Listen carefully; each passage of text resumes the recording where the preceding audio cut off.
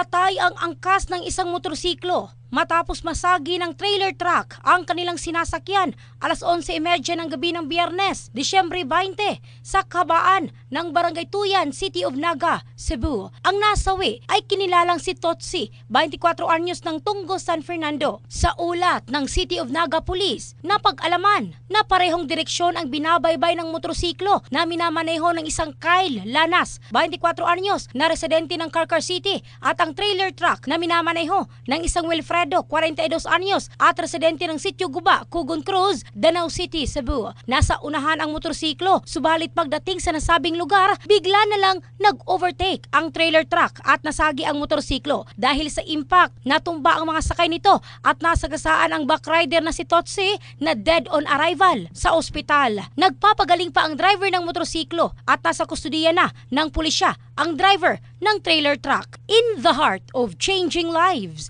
ito si Michelle Craste ng Brigada News Philippines, the Music and News Authority.